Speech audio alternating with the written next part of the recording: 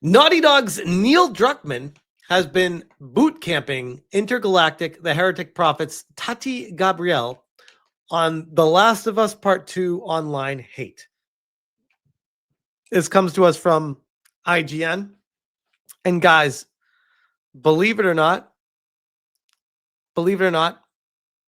apparently we're the bad guys again. I know, crazy to have opinions on things you purchase, but stay with me here. Back in 2020, Naughty Dog, the studio behind Last of Us Part 2, as well as Abby actor Laura Bailey and director Neil Druckmann, responded to the online harassment and death threats they'd received following the game's release. Oh, the horror. Oh, the horror. The awful things that happen when you put yourself public facing. Like, holy crap. By the way, never acceptable, never okay, but welcome to Earth. Like, this is life, guys. It sucks. It really does suck. But trying to act like they are the only ones where this happens to, it drives me insane.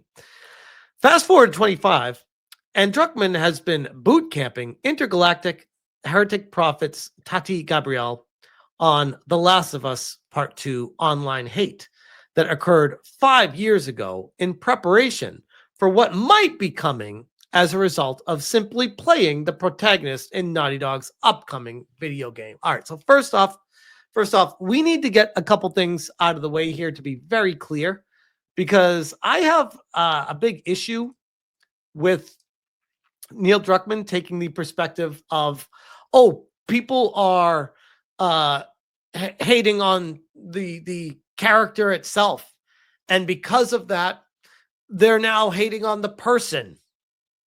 It's like, no, unless the person starts saying some wild unhinged shit, starts pushing gender ideology and shit like that. Like, what the hell is the girl's name for Ghost of Yotei? The stuff that she was saying. I'm like, yeah, people might have opinions back at her for the opinions she's spouting out there, but that's what happens when you make public opinions public. People will push back on that. That's kind of how this all works. Naughty Dog revealed Intergalactic, the Heretic Prophet at the Game Awards in 2024.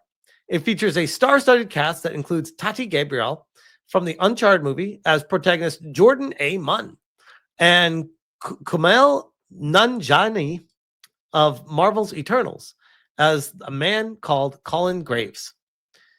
In a March interview with Alex Garland, the writer of Zombie Movie 28 Days Later, Druckmann talked candidly about the development process, confirming Intergalactic had been in the works for 4 years already. And that's something you may recall I covered on a previous video talking about Druckmann and the things he had been saying about it and how it's going to have a religious ideology in the game, which, yikes, should be interesting with the reaction from that one. He said, I joke about this with the team. We made a game, The Last of Us 2. We made certain creative decisions that got us a lot of hate. That's like describing a movie badly. We made certain creative decisions that got us a lot of hate. You injected woke ideologies and made everything gay, bro. And what was an excellent storyline, you made it go gay as fuck. Like, I'm still watching The Last of Us 2 right now because my wife and I were watching the first season and she enjoys that show. And I'm like, sure, in for a penny, in for a pound, I'll keep watching it. And as entertaining as the show can be at its peaks, it's always knocked back down with how gay it is. At every turn, they're like, all right, let's make out now. Let's have sex over here. Let's go have a makeout section or talk about our vaginas over here and scissoring. It's like, can we not, guys? Can we just fight the zombies? No one cares about this woke lesbian stuff. Please, I'm begging you. What a great story it was. This could have been up there with the Star Wars of the back in the day. This could have been amazing. Last of Us could have been the modern era prophecy of like what modern entertainment could live up to the standards of what it should be. And it had the start for it. And then it went to hell with season 2. Or should I say part 2? Sorry. A lot of people love it. I mean, but a lot of people hate that game, Druckmann said, to which Garland joked, who gives a shit? Which again, I talked about this in my video about it, gives you some pretty insightful insight as to what the people are thinking behind the scenes of what the slop that they're serving you. Exactly, Druckmann added. They don't care if you like what they sell them. They just want you to buy it. But the joke is like, you know what? Let's do something that people won't care as much about. Let's make a game about faith and religion, which is what I was talking about earlier. Intergalactic, the Heretic Prophet, takes place in an alternate historical timeline and features a pretty prominent religion, too, which has changed and bastardized and evolved over the years. Some could argue modern day religions have done that too. Some could argue. This whole religion takes place on this one planet, and then at one point, all communication stops, Druckmann teased, and you're playing a bounty hunter that's chasing her bounty, and she crash lands on this planet.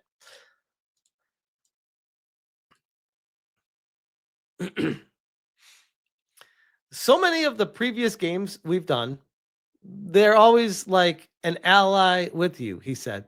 I really want you to be lost in a place that you're really confused about what happened here. Who are the people here? What was their history? And in order to get off this planet, again, no one has been heard of from this planet for 600 years or so. If you ever had hoped to have a chance to get off, you have to figure out what happened here. Here's the really frustrating thing about this. The storyline, I'll be honest, doesn't sound terrible. It doesn't. The storyline on its own, I might actually be on board with. But then when you watch the trailer and you see the obvious ideology going into it, the girl boss shaving her head, tough girl, I can take on the world, obvious tropes that they're trying to push forward, and you pair that with what they did with The Last of Us Part 2, and I can't help but think, here we go again. And it completely removes any interest that I might have had in the storyline initially. I will say to give Druckmann credit where he doesn't really deserve it, but I've got to give him credit where I feel like it needs to be. I feel like he does a good job of portraying psychotic religious cults.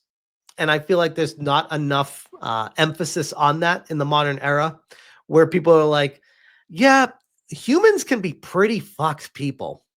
And I feel like he can really grasp that. But the problem is he doesn't bottle it. He's just like, oh, let's shake that bottle of humans are psychos everywhere and let's make them gay too.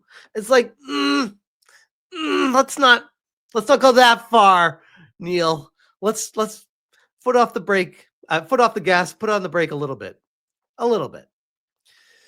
Now, speaking to Entertainment Weekly as part of promotion to Last of Us Season 2, Gabrielle revealed Druckmann's preparation as she begins life as not just a movie and TV star, but also a video game star.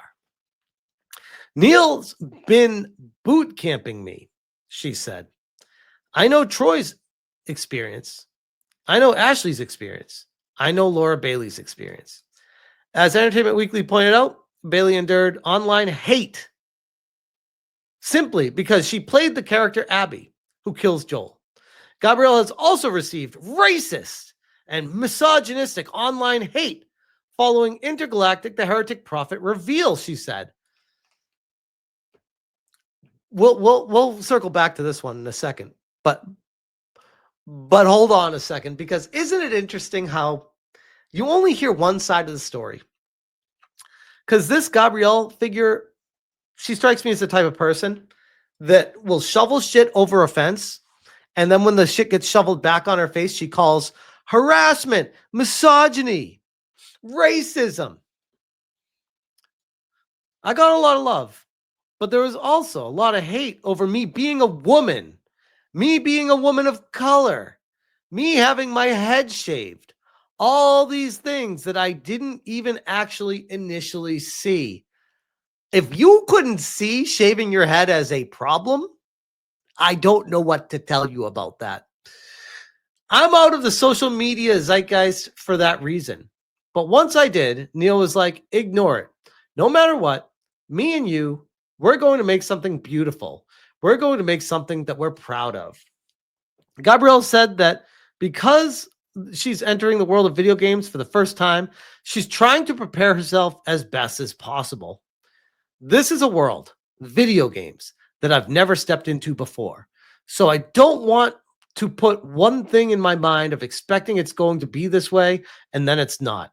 And then I'm unprepared or take it too lightly, she says. Gabrielle also touched on the theme of faith, with which Intergalactic, the Heretic Prophet, will revolve around. So I want to cycle back to this point right here, how she's shoveling shit over the fence, and then when it gets shoveled back at her, she cries victimhood. Because shout out to Vardark for the reminder on this one. She literally posted this. She expects respect when she can't show a shred to the people that are the reason why she's got a career. Confused face. And this was on her Instagram, by the way. The very same person, remember that person that was saying, oh, she's getting racist comments or misogyny comments or whatever the hell she was saying, comments about, oh, victimhood, the world's after me. Apparently, Odin Darkle says it perfect. It's just jokes, bro. It's just jokes. Fragile masculinity. 100% incel tears. So DEI-licious. You mad, bro. Now, whatever the hell she wants to believe, she's welcome to do.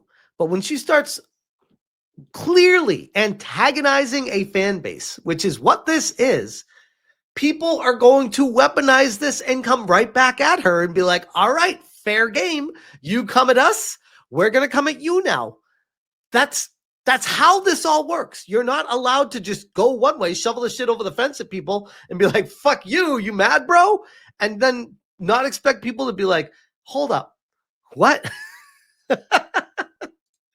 So this reminded me to go look at this situation where I covered the entire story. I actually have a video talking about this and going into what she actually said previously.